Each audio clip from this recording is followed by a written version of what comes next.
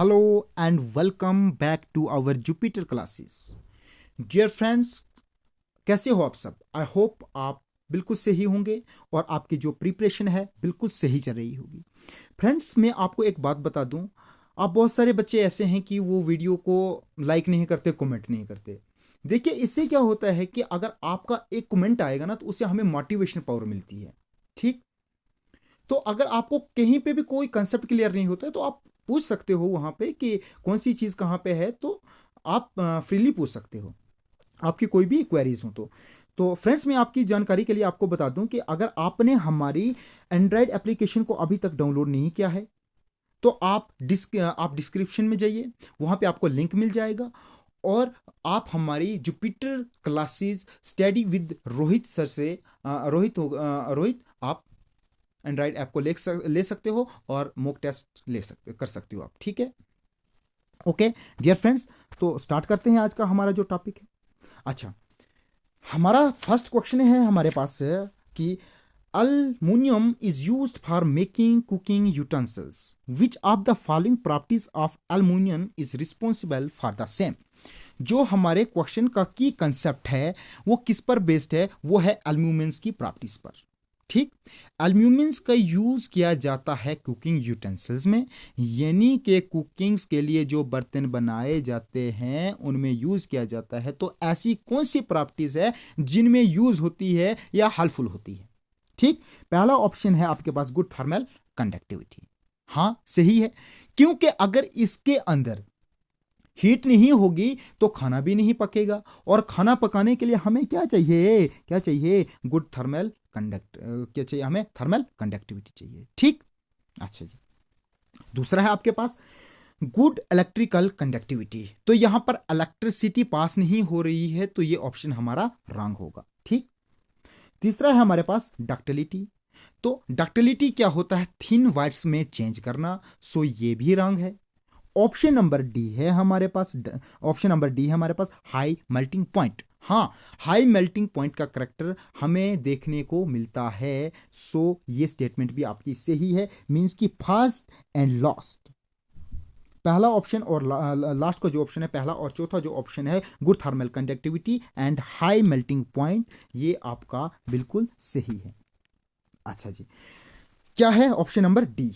ठीक है ना. पहले आपको बताया गया है कि ए पार्ट में आपको दिया है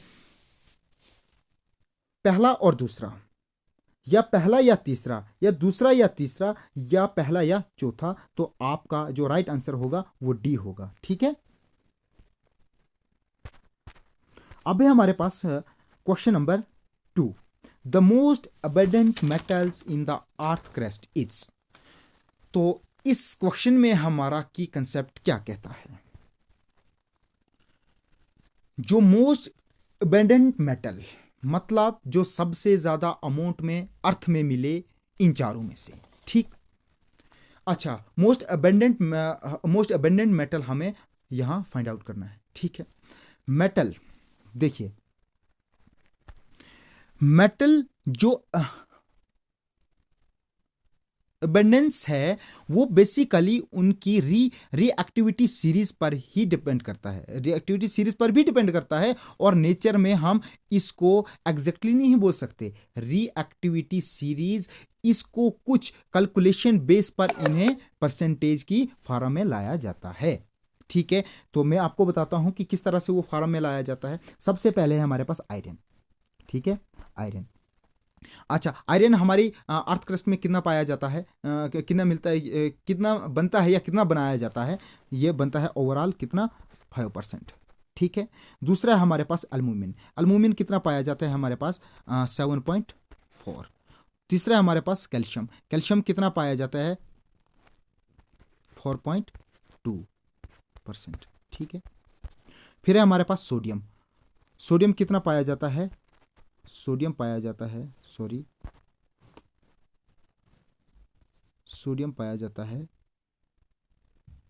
2.33%.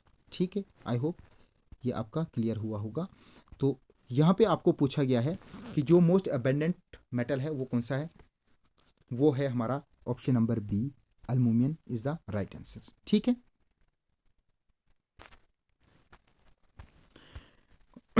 क्वेश्चन नंबर 3 आपके पास, the most conductor of heat among metal is. Question पूछ रहा है कि मेटल के अंदर जो सबसे ज्यादा पोर कंडक्टर ऑफ हीट है वो कौन सा है, मतलब जो हीट को बिल्कुल कंडक्ट नहीं करता। तो आपके पास ऑप्शन है, पहला है लीड, मरकरी, कैल्शियम, सोडियम। तो आपका जो राइट आंसर होगा वो होगा lead. Option number A is the right answer. Lead is the poorest conductor of heat. ठीक। क्वेश्चन नंबर 4 है आपके पास, which properties of material is used for making bells and strings of musical instruments like sitar and violin. ठीक। क्या बोल रहा है कि इंस्ट्रूमेंट की जो बेल्स होती हैं उनको बनाते वक्त मेटल्स की कौन सी प्रॉपर्टीज को देखा जाता है। स्टार और वायलेंस की जो इनकी स्ट्रिंग्स होती हैं, मींस तारें होती हैं, उनको बनाते वक्त मेटल की कौन सी प्रॉपर्टीज यूज करता है।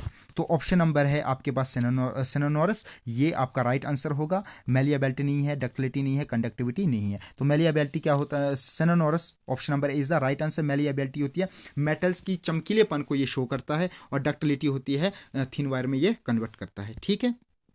अब भी हमारे पास नेक्स्ट क्वेश्चन है हमारे पास, क्वेश्चन नंबर 5। क्या बोल रहा है कि Al2O3 means aluminium hydroxide plus 2NaOH means sodium hydroxide, और यहां पे एक ऐसी कौन सी रिएक्शन हो जाएगी, तो यहां पे हमारे पास वाटर की रिएक्शन पूरी हो जाएगी। मींस की 2 रिएक्शनें हमारे पास दी हुई हैं, जो तीसरी रिएक्शन ऐसी कौन सी रिएक्शन होगी तो हमारे पास क्या बनेगा, वाटर बनेगा। ठीक है।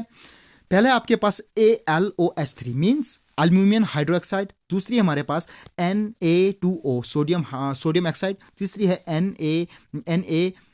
AlO2 sodium aluminium oxide, D है हमारे पास AlNO2 एल्यूमिनियम सोडियम डाइऑक्साइड।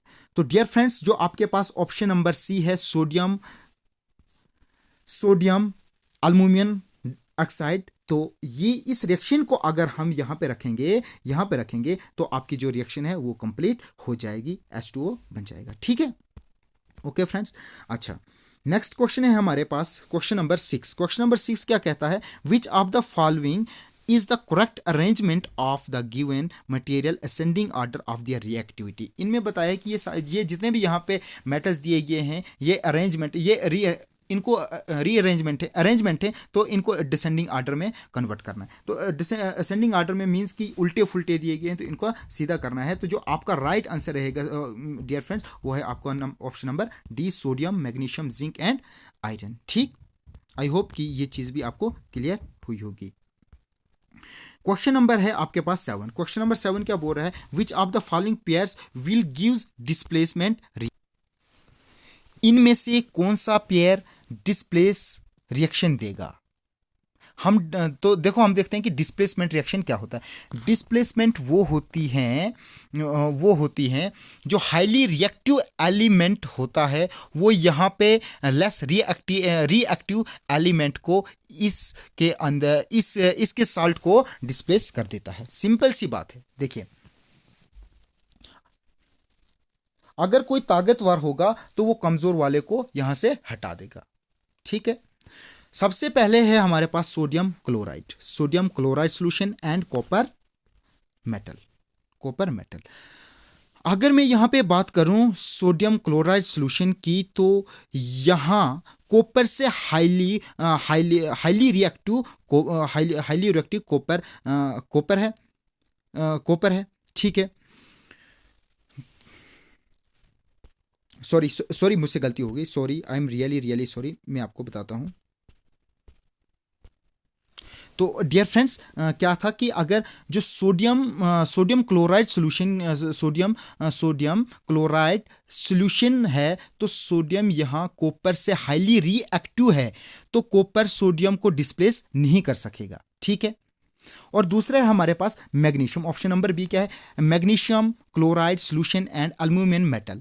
तो यहाँ पे एल्यूमिनियम लेस रिएक्टिव है, और मैग्नीशियम हाई रिएक्टिव है तो ये भी डिस्प्लेस नहीं करेगा। ठीक है, अब है ऑप्शन नंबर सी के हमारे पास। ऑप्शन नंबर सी के हमारे पास क्या बोल रहा है कि अगर हम बात करते हैं सिल्वर मेटल की और आयरन की, तो इधर आयरन ज़्यादा रिएक्टिव है तो यहाँ पे भी नहीं होगा।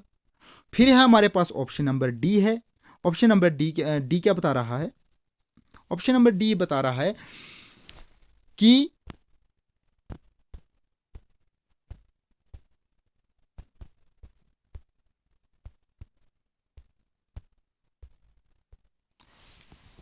सिल्वर नाइट्रेट सोल्यूशन और कॉपर मेटल। ऑप्शन नंबर जो डी है वो क्या बता रहा है? तो कॉपर यहां पर सिल्वर से ज्यादा रिएक्टिव होता है तो यहां पर डिस्प्लेसमेंट रिएक्शन शो करेगा। यहां पे जो कॉपर है वो यहां पे कॉपर नाइट्रेट बना देगा और यहां पे जो सिल्वर है वो अलग हो जाएगा। ठीक, तो ऑप्शन नंबर बी आपका राइट आंसर हो जाएगा। ऑप्शन नंबर बी आपका राइट आंसर हो जाएगा, सॉरी बी। ठीक है, ओके। क्वेश्चन नंबर 8 है आपके पास।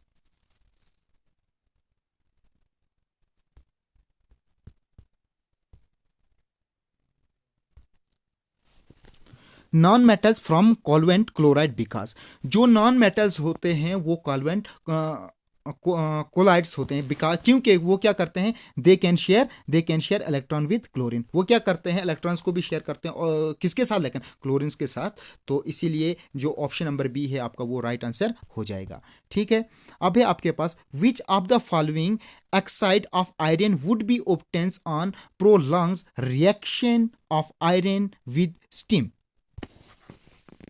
क्वेश्चन क्या बोल रहा है कि जब हम आयरन की स्टीम के साथ रिएक्शन करवाते हैं तो इनमें से कौन सा ऑक्साइड फॉर्म होता है? तो वो होता है option number C. Option number C, Fe3O4।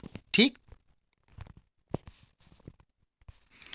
Next question है हमारे पास which of the following are not ionic compound. इनमें से कौन सा आयोनिक कंपाउंड नहीं है? तो जो आपका ऑप्शन नंबर बी है, दूसरा और तीसरा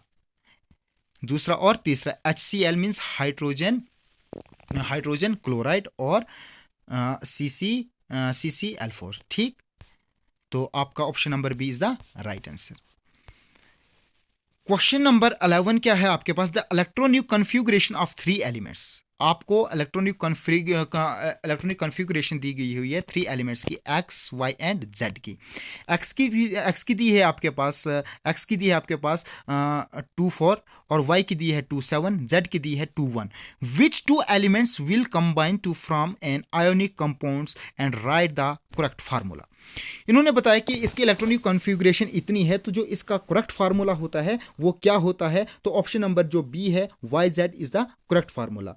तो ठीक है डियर फ्रेंड्स, आज की इस वीडियो में इतना ही। नेक्स्ट करेंगे हम नेक्स्ट टॉपिक में। आई होप कि ये सारी चीज़ें आपको क्लियर हुई होंगी and thank you so much, bye.